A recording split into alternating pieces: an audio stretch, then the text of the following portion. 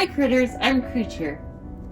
I have a Neopets account with 4 Neopets on it. Would you like to meet them? Last year, around January 2024, I made a list of Neopets I thought were neat. The next year, January 14th, 2025, I made an account very impulsively after finishing dinner. Well, actually, throughout 2024, my sister was on and off figuring out how to get her old account back. So I have been thinking about Neopets on and off. And the time she finally gets her account back, I wanted to play with her and her Neopets. I've heard so much about them. But what should my Neopet be? I have to make one to start my account, so who should they be? That brings us to the first pet, Socket to me. January 14th, 2025. From my memory of looking at all of the pets back in January of last year, I like Blumberoos, plus they could be easy to anthropomorphize. Karina from Drawfee inspired me to do something brave, turn my MMORPG guys into OCs. I knew that people did that, like for Animal Jam and Toontown Corporate Clash, but the thought never occurred to me. So yeah, a Blumberoo that was going to be painted plushie. I like its sock monkey quality. Socket to me naturally is a scrappy guy, and I'll make the floppy sock my battle dome pet. Yeah, I'll give him a hoodie and he'll be like Rocky. After making Sock, I went around Neopia and did some dailies, did clickables, and got avatar icons. I went to the pound to learn about how to adopt a new pet. Then he showed up. Doo Doo Doo Doo, a male Corbat. What a silly name. He has to be a silly guy. I looked through all of the paints for Corbat and landed on Disco. But who is he? What if he were the Disco? We played a few games and I started thinking about the two story. Doo is a club owner and a primary DJ of a club just outside of Neopia Central. Doo Doo Doo ensures that nocturnal Neopets like him have a place to have fun at his club, Do Eek Doo. Sock wants to be a great Battle Dome fighter, ever since he could remember. Sock is not built for fighting as a plushy Blumberoo, and is not very lucky, but he wouldn't let that stop him. So, when Sock moved from Blumberoo Island out to Kiko Lake, his goal was to train and battle with the best of them. For the time being, he works in the morning at Doo Doo Doo's club as a janitor / sock boy. With the start of their story, I head to bed, ready to think about more later. My sister and I make jokes about possible Neopet names along the lines of Socket to me. One of them sticks, and Rizzo the Riddler is born the next morning, January 15th, 2025. Who is she? Rizzo is originally from Neovia. She has gotten by on her own since she was young, working odd jobs. She endears herself to everyone she meets, and most of Neovia knows and likes her.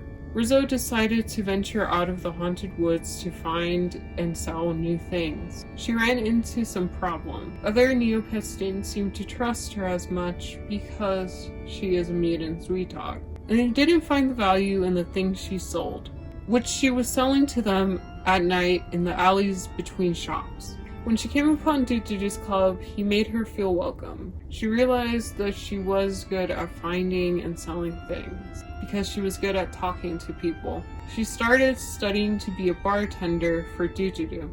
Oh, and one more thing. They're pets. I don't have much lore as the Neopets, but Doo Doo Doo's Rainbow Slurg was decided immediately. Its name is Baba Kazooie, which is because it sounds fun, but is also named after this guy who does drugs and thanks God it's Friday. Rizzo's plushie spider was a little harder, but I ended up picking a spider because it was spooky, and the plushie paint has striped legs, and I'm a sucker for stripes. Its name is Red Rum, because that's murder backwards. And names like Killer and Thrasher feels like when Rizzo would have named a pet. But Neopet wouldn't let me write those. Lore-wise, I suppose, it is a stray that Rizzo found in a trash can. Her little lost toy. Lastly, Goldmill, the spotted Harris. It was going to be a plushy fish, but the spotted Harris matched Sock's eyes. The little teddy bear guy suits him better, you know? I found that after I made them, I was inspired to draw them. I did this sketch page that morning, and this page. I even made my own little Sona, and one with Aiden. More drawings. A little animation thing. More sketch pages. I want to make more characters to fill out their world. Introducing Sunny Space Angel. This is a mock-up I made on March 23rd. She can't be made yet. I want her birthday to be the same as Sunny Eclipse's voice actor, Carl David, June 15th. So, until then, I will make enough money to buy Sock's plushie paintbrush and draw more. I became more confident and consistent in the way that I drew each character. May 15th, I have Sock's paintbrush, and I have a full plan for 6th character. I haven't drawn Sunny yet. I should probably figure out how I want to draw her. Cut to June 15th. It was the last day of a busy week with my family, and so let me actually introduce Sunny. Sunny is a Grando from Ketlador, and after gaining a following there, decided to bring her music to broader Neopia. She became a singer at Do Eek Doo's club. She is mostly a cover artist of the great Sunny Eclipse from New York. She sometimes writes her own music when she gets the chance. Do thinks of her as a protege and encourages her to write. I like to think that her Disco Chanel Starlight was a gift from Do. After making Sunny, I have to wait to make the 6th character, Outliers and Hypocrite. His day is January 10th.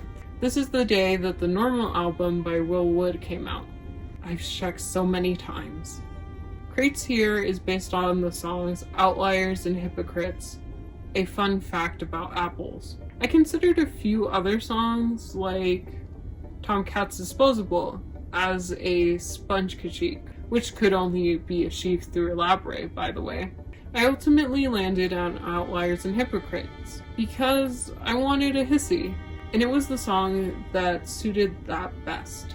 It also lends towards having an overconfident edgelord, and an edgy character feels needed. Everyone else is far too likable. I needed an off-kiltered and an absurdist nihilist, so I wait anxiously. See, I have an important event on the 11th. In the stress of preparing for that event, I buy his entire outfit, his pet, this python, and an ice hissy morphing potion. I frantically checked that I was supposed to make him on the 10th before every night that I go to sleep.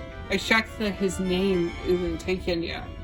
July 1st through the 10th, I try and focus on Art Fight. I made a video about that if you'd like to watch it. That week was also filled with listening to Will Wood, because I was very excited for the concert the next week.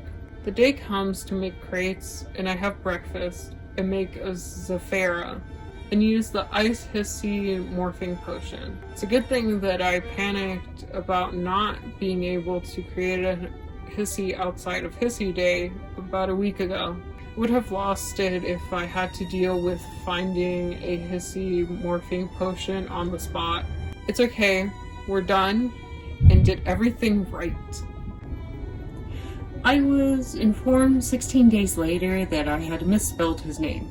I wrote Outliers and Hypocrites with an extra O in between the Y and the first P. That O shouldn't be there, and it was wrong the whole time.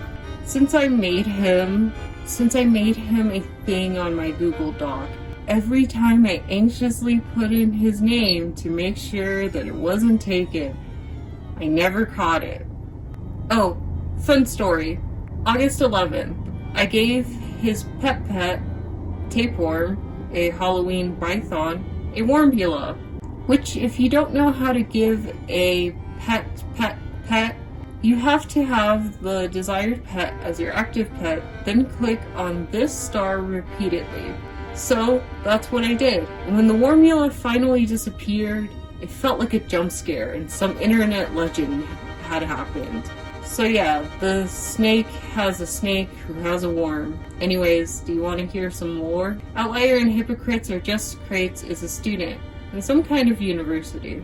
He is a philosophy major and writes poetry in his free time. He met Sock at Kiko Treats. Crates would be studying or writing when Sock would be getting off of his shift from Do Eek Doo's club in the morning. The two get to talking and Crates starts going to Dude's Club Do Eek Doo late at night after class. Crates is mostly nocturnal. Crates is getting some studying done before going home to sleep. That's all of my Neopets so far. I'm still not done with my customization goals. For example, Crates isn't gray right now. I have the gray paintbrush, I just want to enjoy the Halloween colors a little bit longer. I'll probably paint him in October. Rizzo also isn't a mutant yet, but I've been zapping her every day. I have some shorts about it if you would like to watch those. They're also on my TikTok and Instagram. That's all to say that I will continue drawing my Neopets. Maybe I'll make a follow-up video to this when there's enough to talk about. But I hope that I inspired you, like Karina from Drawfee inspired me, to make stories with my Neopets and be a little cringe. I've been Creature, and I'll see you later, critter.